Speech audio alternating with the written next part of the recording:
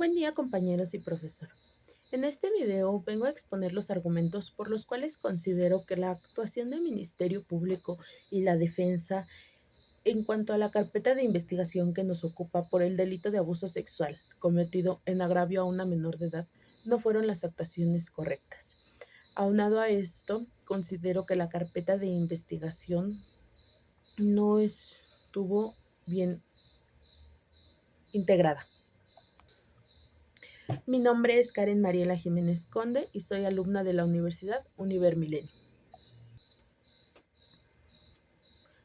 Por los fundamentos y argumentos que en un momento más les expondré, considero que los principales errores que hubo en esta carpeta de investigación fueron cometidos por Ministerio Público, por lo cual la defensa tendría una gran oportunidad de pedir que se declare la nulidad o la reparación del proceso para su cliente. Primero, iniciemos con el fundamento del proceso penal acusatorio como lo conocemos hoy en día, el cual está establecido en el artículo 20 de la Constitución Política de los Estados Unidos Mexicanos.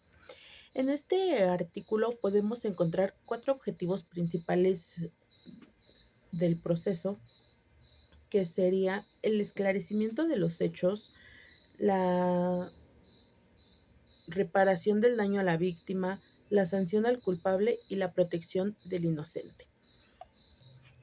Los principios rectores del procedimiento los podemos encontrar del artículo 4 al 14 del Código Nacional de Procedimientos Penales. Primero que nada, debemos tener en claro cuáles son las etapas del proceso penal acusatorio. Este proceso lo podemos dividir en 3 etapas principales: la etapa de investigación, la etapa intermedia y la etapa de juicio oral. La etapa de investigación, a su vez, se subdivide en investigación inicial e investigación complementaria. La investigación inicial tiene lugar desde la presentación de la denuncia hasta la puesta a disposición ante el juez del imputado. Posteriormente sigue la etapa de investigación intermedia, que va desde la formulación de la imputación hasta la vinculación a proceso. En ese inter se debe de tomar la declaración del imputado y concluye con el cierre de investigación. Después pasamos a la etapa intermedia, que va desde la formulación de la acusación, donde el imputado pasa a ser acusado, y se dicta y termina con el dictado de apertura a juicio oral. En esa etapa se deben presentar las pruebas para su admisión y posterior desahogo en el juicio oral. Durante el juicio oral se da el desahogo de pruebas, los alegatos de clausura y se dicta sentencia. Ahora bien, primero vamos a hablar de la actuación del Ministerio Público. El Ministerio Público tiene competencias conforme al fundamento en el artículo 127 del Código Nacional de Procedimientos Penales. Igual el artículo 131 a su vez establece las obligaciones que tiene el Ministerio Público, y en el artículo 130 se establece la carga de la prueba, lo cual implica que el Ministerio Público debe de realizar o solicitar las investigaciones pertinentes para que se puedan esclarecer los hechos y formular la futura acusación al imputado. En este caso, Ministerio Público recibe la denuncia y recaba la declaración de la denunciante, que es la víctima menor de edad.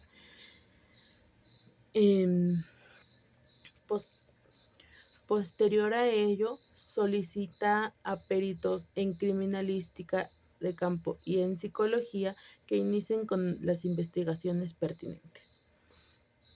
Ahora bien, el perito en psicología emite su dictamen diciendo que encuentra conductas típicas de una probable víctima de abuso sexual.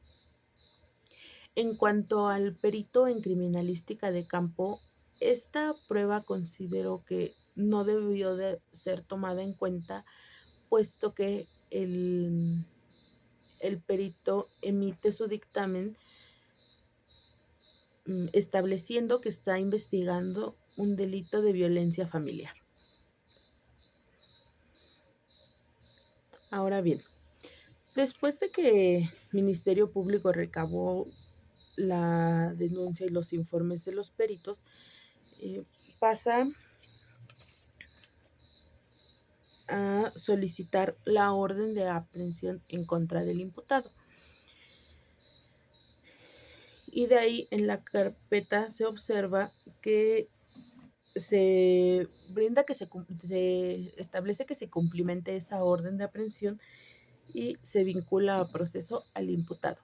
En ese inter se debió de establecer en la carpeta que se hizo lectura de derechos al hoy acusado y que además se le se dio por bien cumplimentada la orden de aprehensión. También se le aplican medidas cautelares que solicita Ministerio Público, que es la prisión preventiva oficiosa. En la carpeta se establece la actuación del Ministerio Público, pero nunca se hace mención de la defensa del imputado. No se apersona, no, ni tampoco se hace mención de que haya hecho alguna declaración o se haya negado el imputado a declarar. Posterior a ello, el juez concede al Ministerio Público 2 meses para la investigación complementaria. Eh, Dentro de ese plazo, no se establece que el acusado tenga una defensa, por ende, la defensa no solicitó que se realizaran diversas actuaciones o investigaciones para esclarecer los hechos y que pudiera tener defensa el imputado. Posteriormente se formula la acusación al imputado, que pasa de ser imputado a ser acusado, y se brindan las pruebas que se habían ofertado. Se puede apreciar la prueba del perito en psicología, el cual ya habíamos mencionado, que concuerda con que si hay una afectación en la menor de edad y que tiene conductas que concuerdan con haber sido víctima del delito de abuso sexual, por lo que solicita que la víctima tome terapia por lo menos una vez a la semana durante un año, lo cual se solicita después que sea reparado por el acusado. En esta etapa también se brinda una prueba de criminalística de campo, la cual no considero que deba de ser tomada en cuenta o valorada, ya que en esta pericial se establece que se está investigando un delito de violencia familiar, que es distinto al delito que nos ocupa. También Ministerio Público brinda como prueba documental el acta de nacimiento de la menor, argumentando el esclarecimiento de la relación que existe entre la menor de edad y el imputado, lo cual tampoco considero que sea un argumento válido, puesto que además de una relación laboral, la víctima y el imputado no tenían otro tipo de relación y esta relación no sería probable con un acta de nacimiento. En todo caso, la prueba sería pertinente para esclarecer el hecho de la edad que tenía la menor al momento de cometerse los hechos. No es sino hasta el auto de apertura a juicio donde se apersona el defensor del acusado, lo cual nos hace presumir que éste no estuvo asesorado de manera conforme a sus derechos, que no se los hicieron saber al momento de la detención, que nunca se le dio oportunidad de declarar o hacer aclaración alguna respecto del delito que se le estaba acusando.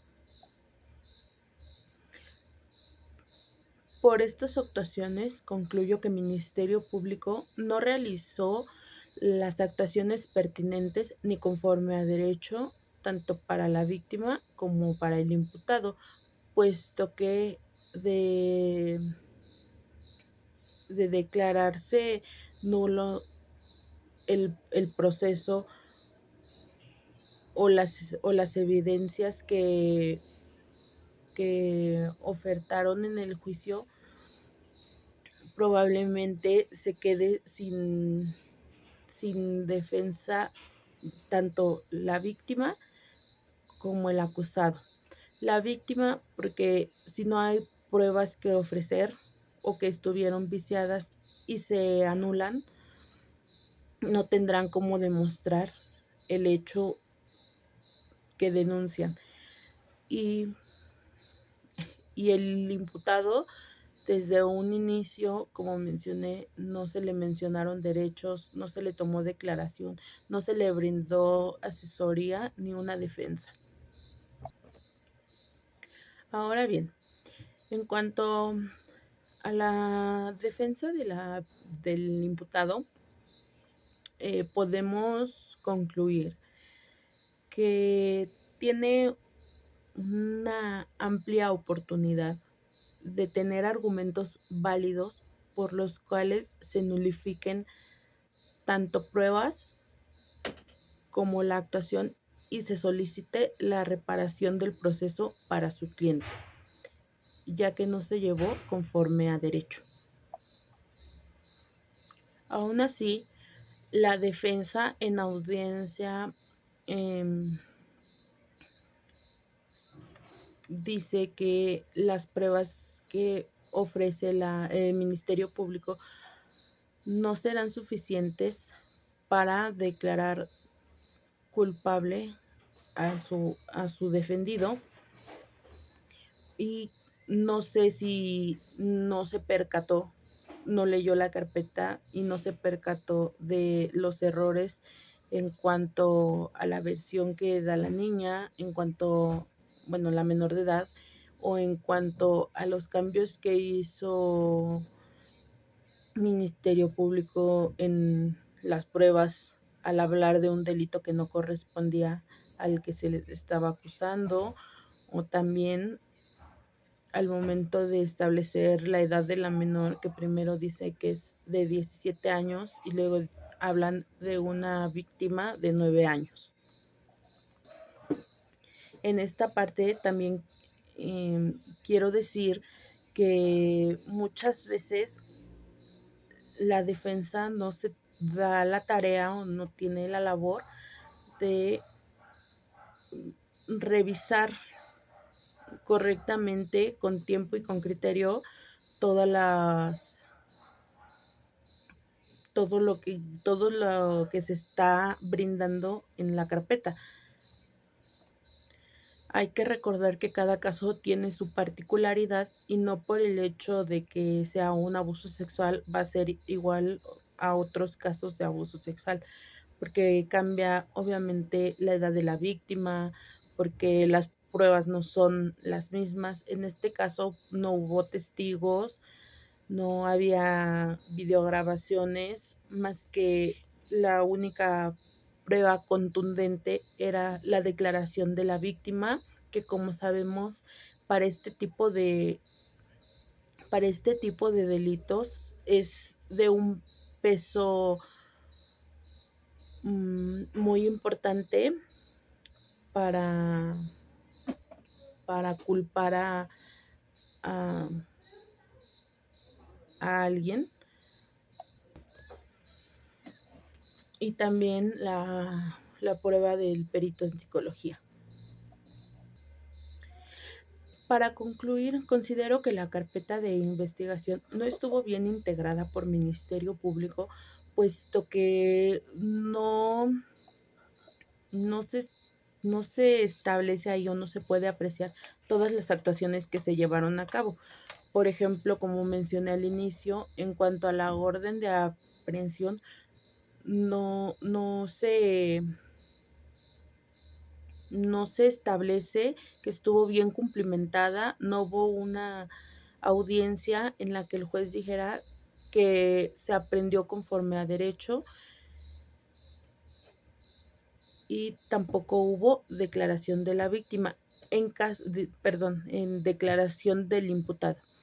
En caso de existir la declaración del imputado o de existir la audiencia del cumplimiento de la orden de aprehensión, no se integró a esta carpeta. Por otra parte, está la prueba en criminalística de campo, la cual nos habla de un delito de violencia familiar que no correspondía a la carpeta de la cual estamos hablando, que es la de abuso sexual. Y entonces se presume que hubo error al momento de definir cuál era el delito que se iba a investigar o la prueba no pertenece a esta carpeta. Por otra parte, no existió actuaciones por parte de la defensa. Y una cosa muy importante es que al finalizar la carpeta se está solicitando la orden de presentación y aprehensión de la víctima menor de edad y de la denunciante, que fue la mamá de la víctima, por el hecho de que suponemos no se presentaron a la audiencia a ratificar su declaración. Entonces esto se podría tomar como un desacato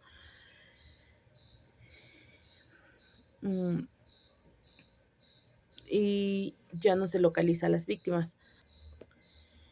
Esto es muy relevante para la carpeta y para la defensa, puesto que se puede presumir que la víctima brindó un falso testimonio o una declaración viciada, por lo cual se acusó injustamente al imputado Celso.